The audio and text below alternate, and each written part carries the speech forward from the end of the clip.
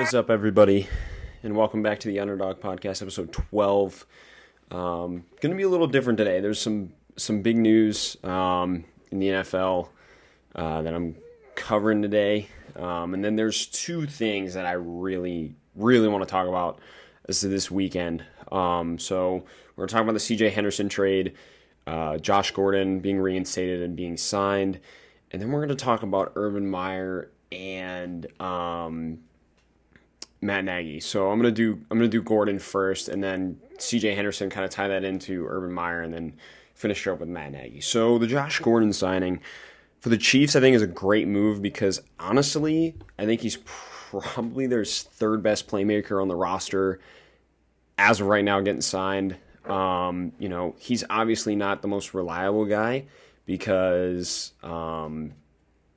with his history of being suspended for smoking weed and stuff, but I think it adds a new dynamic to their offense. He's fast, he's big, he's fast, and he gives Mahomes kind of a different type of weapon than he's had, as opposed to kind of those speedy, smaller receivers. He gets one that's not quite as fast, but bigger, taller, stronger. I think it's going to be interesting the way they use him with Andy Reid and kind of how they incorporate him to the offense. I think he's kind of been their missing piece. They really haven't had a dynamic number two next to Tyreek Hill and Travis Kelce. Since they had Sammy Watkins, and I think they missed Sammy Watkins because he was a nice route runner, possession guy for Mahomes to throw to in the intermediate. And now they get Josh Gordon, who I think, I don't know. Between him and Sammy Watkins would be close, but their role is going to be a little different because I don't think Josh Gordon's as good as a route runner. He's that vertical threat, but he is bigger and he is stronger than any receiver that he's had. So I think it's going to add a nice, dimension to their offense that they haven't really had. And I just think, it's good for Josh Gordon. He keeps getting second, third, fourth, fifth chances, but I think it's a little bit different under Andy Reid because Tyreek Hill, was kind of the same way in college. He got kicked out off Oklahoma State for, I believe, an assault charge, and then he went to West Alabama, and then he was drafted in the 5th round, and then I think he had an altercation involving his girlfriend and son, if I'm not mistaken, in the NFL. And he's kind of he's had a little bit of incident, kind of cleaned up his act, and Andy Reid's known for kind of taking those troubled guys and really turning them in and honing their abilities on the field and making them better people off of it. I think he's going to install that wisdom into Josh Gordon and maybe, just maybe, keep Josh Gordon on the field for a significant amount of time. He's also done that with, Travis Kelce wasn't exactly the model citizen either. They had the situation with Kareem Hunt. I know they had to let him go at the time because they thought, because he was getting suspended and everything, but they did keep him on the team until the end of the season, I believe, and then released him. He's just kind of known for doing that. So I think it's a perfect place for Josh Gordon, both as, him as a person and for him as a player, because Kansas City's going to know how to use him. They really are. Andy Reid's a great head coach. They got a great offense over there. And it's the best place for troubled players to go and, rejuvenate their career, kind of, get back on the right track. And I think that's why I think this time it's going to work out for Josh Gordon. He's really going to, going to find his place in the NFL with Kansas City. And that's all I got for that one. Now we're going to go to the CJ Henderson trade. I don't understand it. From Jacksonville's perspective, I don't understand it because their secondary is already not very good. And by trading Henderson away, you trade away, in my opinion, a perennial Pro Bowl talent in CJ Henderson, who had an up-and-down rookie year. And then, there were rumors he was on the trade block in the summer. He didn't end up getting traded before the season, and now he gets traded to Carolina in the middle of the season. And I just don't really see it. I mean, you did draft Tyson Campbell out of Georgia, who I liked. He was like one of the best floor players in that draft, and he had really good technique, and he was a nice man corner. And then you have Trey Herndon, who's kind of their slot guy, and then they have like Chris Claybrooks, and just a bunch of other like random dudes, and it's like they don't have like the luxury of trading a guy like CJ Henderson. I mean, he's one of their, I think 5 to 10 best players on the team. Let's see, you got Josh Allen, Brandon Linder at center, James Robinson. I don't even know if you call Trevor Lawrence a top 5 player. You probably would say Chark, maybe. And, Miles Jack. So maybe he's like 6th as a second-year pro out of Florida. I mean, we talk about it all the time. I mean, you as a bad team, you can't trade away assets that are players because you don't have that many. They don't have they don't have the depth at corner, and 2, they don't have the talent in the back end in general. I mean, just it's a head-scratching move. And to trade him for, I will say it is a position of need, but it is not a valuable position in a tight end. They didn't really have, I think the tight ends they have on their roster are James O'Shaughnessy, Tyler Davis, and Chris Manhertz. And like their tight end position is terrible, like maybe the worst in the league. But you don't trade a potential Pro Bowler for Dan Arnold, who's just kind of, I like Dan Arnold. He's like an interesting kind of wide receiver tight end hybrid. But you don't trade CJ Henderson and a 5th round pick for Dan Arnold in a 3rd. There's just no scenario you do that. I mean, listen, man, it's just not a great move. It really isn't from Jacksonville's perspective. Now, if we look at the perspective from Carolina, this is a great move because J.C. Horn's down probably for the rest of the season. He broke his foot. He's going to be on IR for 2 to 3 months. He's having surgery as well. And A.J. Bouye is suspended. I don't know for how much longer, though. I think it was 4 or 6 games. I think it was a PED suspension. So they currently had Stanley Thomas Oliver, Troy Pride, who I believe was hurt. You add CJ Henderson, and they had I can't remember his name, but you add a guy next to JC. Oh, Dante Jackson, that's right. So now you have J.C. Horn, who's your 1st round pick this year. You have CJ Henderson and Dante Jackson. 3 really good young corners plus Troy Pride and Stanley Thomas Oliver, who I both really like. I mean, that is huge because you essentially replace Horn with Henderson for this season, and then you can figure out where you want to plug in and play him. I would assume they would have Horn in the slot because he's, because he's kind of more of that mold than the other 2, because Dante Jackson's long perimeter press corner, and that's kind of what Henderson is.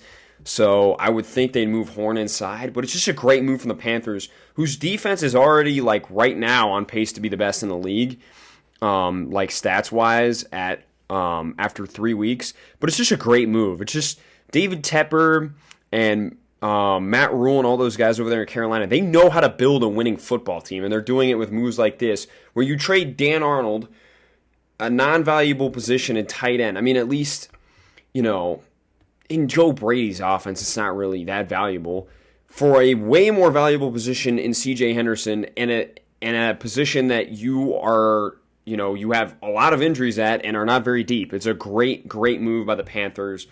Just, we love smart football moves, and Carolina did one, Jacksonville did not. Okay, now let's move into Urban Meyer. Urban Meyer should be fired.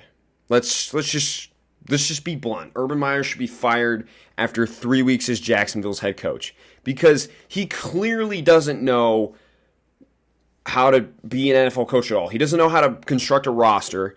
I mean, we're going John Gruden level of roster construction, except at least with John Gruden, he's a top 10 to 5 offensive play caller and like knows how to use his personnel. You know, with Darren Waller, you know, kind of finding him and turning him into a top 3 tight end. You know, Ruggs, Zay Jones, Brian Edwards. He knows how to use his guys. Urban Meyer has no idea how to use anybody on his offense. He has no idea how to use James Robinson. He has no idea how to use Laviska Shenault. He has no idea how to use DJ Chark. It's so sad, man, because this team really does have a lot of talent on the offensive side. They really do. But their scheme is just not watered down at all. I don't really understand, because Urban Meyer usually has a very watered down scheme for his quarterbacks. It's really like mostly like a 2-read spread kind of, you know, option offense where they get, you know, they spread the receivers out, they get their matchup in the box, and then they run it, and then they start bringing people into the box, and then they throw it. But it's just, I don't know, it's not clicking. They're not making it easy on Trevor Lawrence in year 1 for sure. And they're, you know, I mean, Trevor Lawrence hasn't, like, it's not all on, you know, Trevor Lawrence's failures is not all on the coaching staff. You know, Trevor Lawrence has got to be better, obviously. I mean, the flea flicker interception to Byron Murphy, he was just looking, I think it was Marvin Jones, just all day long, and Byron Murphy just jumped it, took it to the house. I mean, you know, there's some, you know, like processing issues with Lawrence that equates to the offense and him as well. But really, it's just, I think Urban Meyer has just no idea what he's doing. To trade CJ Henderson for a non-valuable position and, like, just to give up a talent of CJ Henderson is just stupid. I mean, at this point, and then, you know, taking Travis Etienne in the first round, like you have James Robinson. He was great last year. And I'm not saying that ETN wouldn't add another dimension to their offense, because he would. But James Robinson was a Pro Bowler last year. I mean, I just don't know if Urban Meyer knows who the good players on his roster is. And just, you know, it's just, they're so hard. I mean, I thought after the Agnew kick 6 that they would win the game, and they didn't. They fell apart in the second half, and it was pathetic. I mean, and this defense, man, they're even worse because they have less talent and look even more incompetent. I mean, it's not a good look for Urban Meyer, and honestly, I wouldn't be surprised if he retires after this season, and then you look back and it's maybe the worst signing, like head coach signing ever. I mean, it's got to be one of them if that happens, and it very well could, because, you know, we saw Urban Meyer kind of, you know, I mean, there was the situation in Ohio State was a little different. He was kind of dealing with issues with his health and family matters and stuff, which, you know, I mean, your family's first. I totally understand that. That's kind of why you retired at Ohio State. But even before that, I think the year before that, there was question whether or not he'd come back. So he's had, you know, the question marks, you know, not just in the NFL but at Ohio State, of whether or not he truly wants to coach. And I don't know if he truly wants to coach. I mean, I can't go inside his brain and you know, figure that out for him. That's kind of his decision, but it's just really been bad. I mean, you look at Jacksonville, this is just them in general, where they rank in, like, you know, team stats. Their offense is 23rd with the 27th best pass offense, 17th rush, 27th in scoring. They're 8th most in penalties and 31st in third down. They cannot get into any, like, manageable third down situation to keep a drive going. So your defense is on the field all the time. They're getting tired, and then your offense cannot stay on the field because you can't get into manageable third down because you have no idea how to use your personnel. It is mind-boggling just how incompetent the Jags look, both as an organization and as a team, just as a football team. And Shad Khan is a terrible owner because, you know, you had Brian Daboll in for I believe they had Brian Daboll in for an interview after Urban Meyer.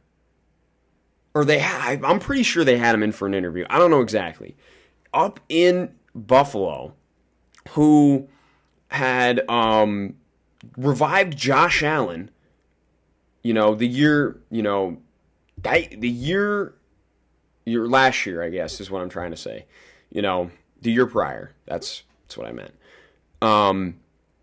And turned him into an MVP candidate, and they went to the AFC Championship game. You had Eric Bieniemy in Kansas City, who's been one of the best play callers, over the last, couple of years. You had Joe Brady in Carolina, who continues who's turning up with Sam Darnold now. I mean, you had so many other options. Just go get one of those guys. So you pair him with Trevor Lawrence, and he would look way better, now. Or maybe even they keep Minshew and start him, and then say, hey, Trevor, this is going to be a year or half a year. You learn the playbook. We get you really ready to go, and then boom, you start. You hit the ground running. But they decided to go with Urban Meyer, and I said at the time it was not a great move. And it doesn't look like a great move now. And then defensively, I don't know who their DC is, but he's awful. I mean, man, he's awful. They're 28th in defense, 28th in passing defense, 17th in rush defense, and 28th in scoring. The only saving grace is they're 11th in third down. But they rarely get into third down scenarios because they give up big plays all the time. I mean, it's just, man, they're just hard to watch. Jacksonville's hard to watch, man. And for a solution now, like an alternative solution to what they did, is even if you hired Jay Gruden, who was the OC last season in Jacksonville, after you fired Doug Marrone, that would have been an upgrade. I mean, Jay Gruden knows how to coach. He's been to the playoffs in this league. He's gotten the best out of guys like Kirk Cousins, and he's won a Super Bowl on the staff in Tampa Bay in 2002 when his brother John was a coach. I mean, there was so many other options they could have done besides Urban Meyer, and it's backfired on them. And Jacksonville could very well go 0-17. I looked at their schedule. I think there's 3 games they could possibly win, maybe 4, unless if they just miraculously play better. It was their home game against Indianapolis, which is late. Their other matchup with Houston, I think home against Atlanta, and when they play the Jets. I think those were the times that they could win.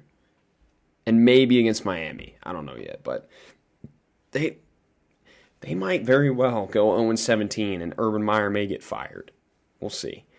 And now we're going to finish this off by talking about Chicago and Matt Nagy. So Matt Nagy, when he was hired, I believe it was 2017, 2018, was the OC in Kansas City, was one of the most highly regarded, offensive coordinators in the league, and really was a great offensive coordinator in Kansas City, and is a very brilliant offensive mind.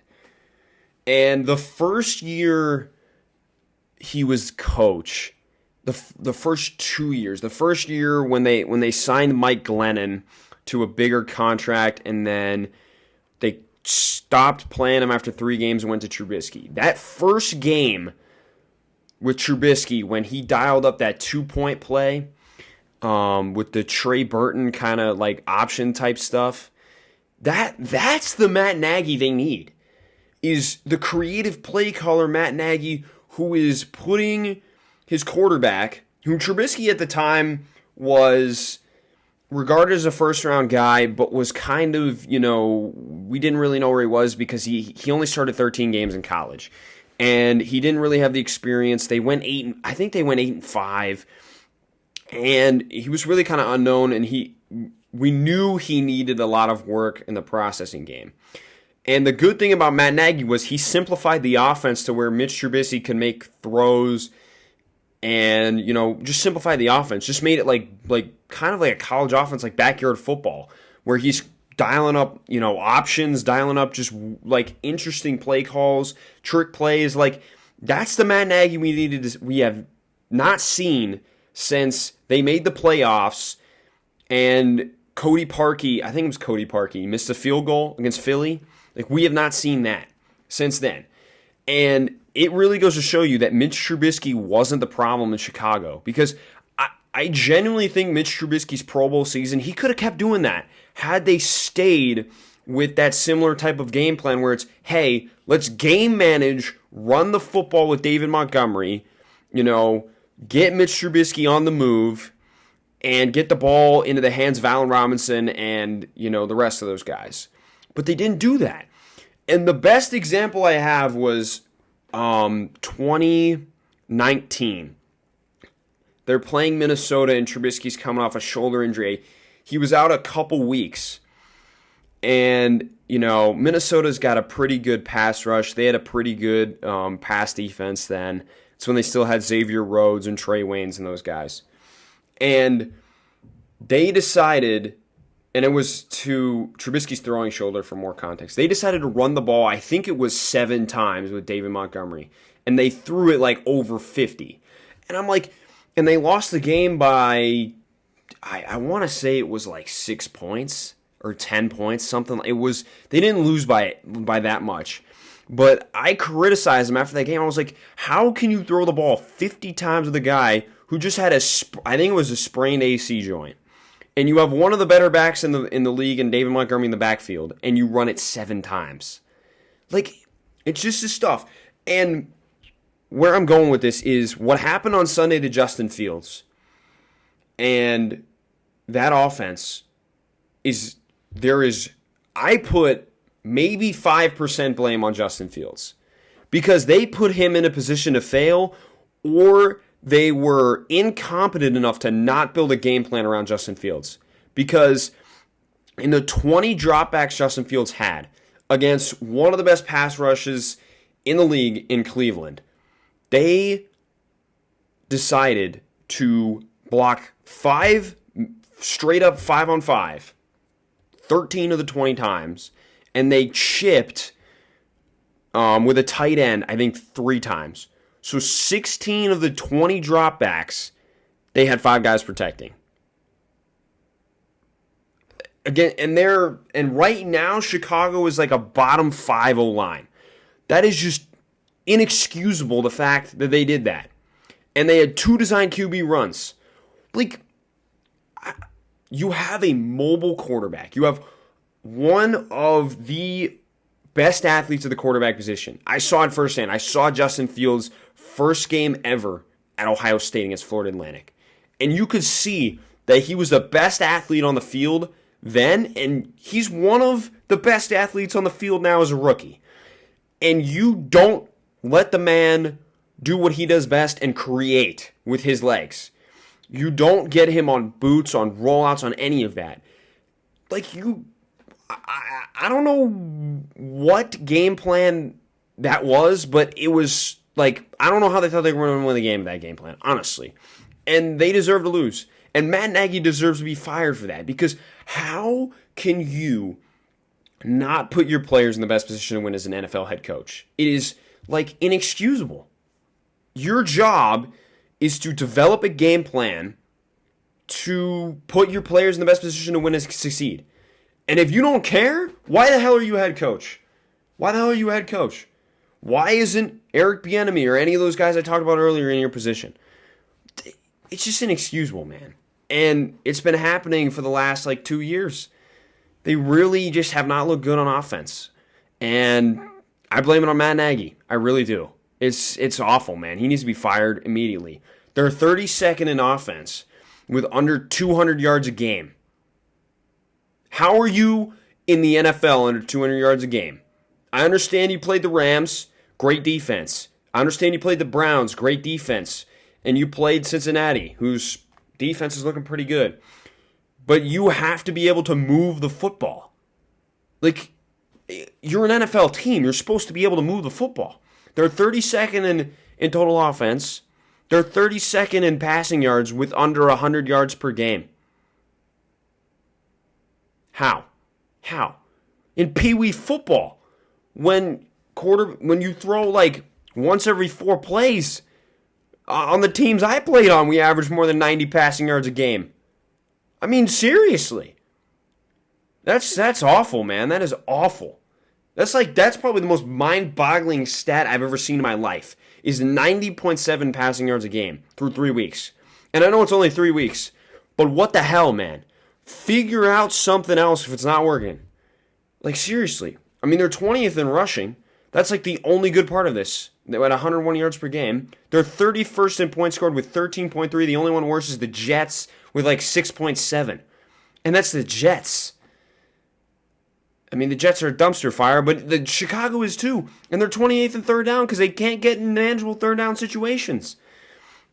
I mean, just the incompetency in the NFL, man. It's just, I don't understand it, man. And Justin Fields, I've been a critic of Justin Fields, through the draft process and everything. I thought that he was my QB. He was tied for my QB3 with Trey Lance, and I thought he needed a lot of work because, I thought his processing wasn't like on par with where, kind of some of the other quarterbacks were, and he just locked onto his first read too far, and, but his upside was better than almost any quarterback in that draft. But it's not going to be reached by calling terrible game plans and not giving him the protection he needs and not using his gifts the way that they should. Not getting him on the run and getting design runs and throwing an option and all that stuff. And it's sad, man. And we talk about it all the time that quarterbacks are busts, and sometimes they are. Sometimes it's because they really suck, but other times it's the situation they're in. I mean, look at Sam Darnold. He got out of New York, and he looks really good through the first 3 weeks with Carolina. So we'll see if Justin Fields can reach his potential with Chicago or if Matt Nagy and Urban Meyer both are there. So we'll see. It's not been great for rookie quarterbacks so far, so we'll see if that can change. But that's all I got for you guys today. I just felt like I needed to really get that off my chest. It was I just felt like that those two need to be called out for sure. They're not doing their job, and they're not putting their teams in position to win. So, but thanks for watching, everybody. Power rankings are coming tomorrow for Week 4. Hopefully you guys catch Philly and Dallas tonight. Hoping Dallas can cover, and then I got the over-under 52 for the tiebreaker, so I'm trying to win some money in a picks pool that I'm in. So cheer for Dallas for me. I know it's the Cowboys, but money is money. So we'll have power rankings tomorrow, and then the recap will come on Wednesday, hopefully, maybe Thursday. But thank you for watching, everybody. Have a wonderful day. Peace out, man.